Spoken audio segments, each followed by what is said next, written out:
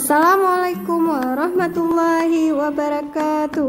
Berjumpa lagi bersama Bu Nuri di pelajaran PAI. Seperti biasa, sebelum memulai pembelajaran, kita awali dengan berdoa terlebih dahulu. Adab berdoa. Tangan diangkat, kepala ditundukkan. Berdoa dimulai. Bismillahirrahmanirrahim. Rabbi zidni ilma warzuqni fahma.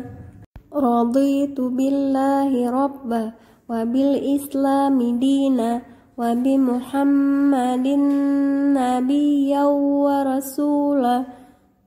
Rabbi shrah li sadri wa yassir li amri wahlul 'uqdatam min lisani yafqahu qawli. Materi kita hari ini adalah tentang ibadah haji dan umrah. Silakan disimak soleh-soleha uraian materinya. Ibadah haji merupakan rukun Islam kelima yang wajib dikerjakan oleh muslim yang telah mampu. Waktu untuk melaksanakan ibadah haji ini ialah sekitar bulan Syawal, Zulkaidah, dan 10 hari pertama bulan Zulhijjah. Berbeda dengan ibadah haji, ibadah umrah hukumnya sunnah untuk dikerjakan. Waktu pelaksanaan ibadah umrah pun bisa kapan saja, tidak ada waktu khusus seperti ibadah haji. Berikut ini kita akan melihat apa saja yang termasuk ke dalam rukun haji. Rukun haji yang pertama adalah niat ihram. Niat haji karena Allah sambil mengatakan labbaik Allahumma hajja. Yang kedua adalah wukuf, berdiam diri di Arafah tanggal 9 Zulhijjah sejak matahari tergelincir pada waktu zuhur hingga terbenamnya matahari. Yang ketiga adalah tawaf, mengelilingi Ka'bah sebanyak 7 kali, dimulai dari Hajarul Aswad dan selesai di rukun yang sama juga, yaitu Hajarul Aswad. Yang keempat adalah sa'i, berlari kecil sebanyak 7 kali antara Bukit Safa dan Marwah. Yang kelima adalah tahallul, yaitu mencukur sebagian rambut. Dan yang keenam adalah tertib. Tertib yang dimaksud di sini adalah tidak meninggalkan salah satu rukun. Rukun haji harus dilaksanakan. Bila ada salah satu atau lebih tidak dilaksanakan, maka tidak dapat diganti dengan dam atau denda dan hajinya batal atau tidak sah. Sekarang kita akan melihat apa saja yang termasuk ke dalam wajib haji.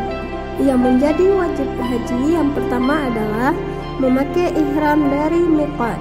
Yang kedua adalah mabit di Muzdalifah. Yang ketiga adalah mabit atau bermalam di Mina pada malam-malam tasyrik. Yang keempat adalah melontar jumrah Aqabah. Yang kelima adalah tawaf wada atau tawaf perpisahan. Yang keenam adalah meninggalkan larangan-larangan saat berikhram. Dan yang ketujuh adalah melontar ketika jumrah dimulai dari jumrah ula, wusta, dan Aqabah pada hari tasyrik, yaitu tanggal 11, 12, dan 13 Zulhijjah. Jika ada salah satu wajib haji tidak dikerjakan, maka ibadah haji tetap sah, namun harus membayar denda atau dam. Berikut ini kita akan pelajari tata cara menunaikan ibadah haji. Yang pertama adalah ihram. Berniat di dalam hati untuk melaksanakan ibadah haji. Ihram biasa dimulai dari miqat. Jamaah laki-laki harus mengenakan pakaian putih yang tidak dijahit. Sementara itu, jamaah perempuan bebas menggunakan pakaian warna apa saja, asalkan tetap menutup aurat dan tidak memakai penutup wajah atau sarung tangan. Yang kedua adalah wukuf di Arafah. Diam atau hadir sejenak di Arafah. Wukuf dapat dilakukan dari setelah zuhur tanggal 9 Zulhijjah sampai terbit fajar tanggal 10 Zulhijjah. Tata cara yang ketiga adalah mabit di Muzdalifah, menginap di Muzdalifah hingga terbit fajar. Tahapan ini dilakukan ketika jamaah melewati Muzdalifah dari Arafah untuk menuju ke Mina. Yang keempat adalah melempar jumrah Aqabah, melempar kerikil sebanyak 7 kali dilaksanakan pada tanggal 10 Zulhijjah di Mina. Jamaah disunahkan untuk bertakbir saat melempar jumrah. Yang kelima adalah menyembelih hewan kurban. Hendaknya jamaah yang menyembelih hanya memakan sedikit saja, kemudian daging tersebut dibagikan kepada fakir miskin. Tata cara yang keenam adalah mencukur rambut. Dianjurkan untuk memotong habis rambut bagi laki-laki. Sedangkan bagi perempuan, cukup memotong rambut sepanjang 1 ruas jari.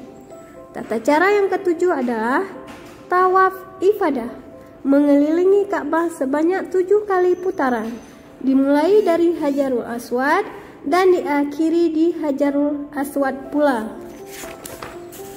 Yang kedelapan adalah sa'i, berjalan atau berlari-lari kecil di antara Bukit Safa dan Bukit Marwah sebanyak 7 kali.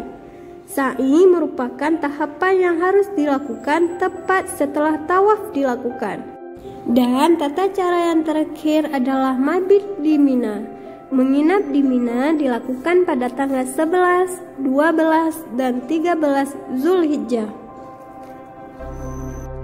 Mengenai tata cara ibadah umrah tidak jauh berbeda dengan tata cara ibadah haji. Tata cara ibadah umrah adalah sebagai berikut. Yang pertama adalah ihram, yang kedua tawaf, yang ketiga sa'i, dan yang keempat adalah tahallul. Di dalam surah Al-Imran ayat 97 Allah berfirman yang artinya, dan di antara kewajiban manusia terhadap Allah adalah melaksanakan ibadah haji ke Baitullah, yaitu bagi orang-orang yang mampu mengadakan perjalanan ke sana. Barang siapa mengingkari kewajiban haji, maka ketahuilah bahwa Allah Maha Kaya, tidak memerlukan sesuatu dari seluruh alam. Demikianlah materi kita hari ini, semoga bermanfaat. Untuk evaluasi pembelajarannya akan Nuri kirimkan melalui kuisis. Selamat belajar dan selamat bermain solih-solihah. Kita tutup pertemuan kita hari ini dengan membaca doa kafaratul majelis. Subhanakallahumma wa bihamdika asyhadu an la ilaha illa anta astaghfiruka wa atubu ilaika.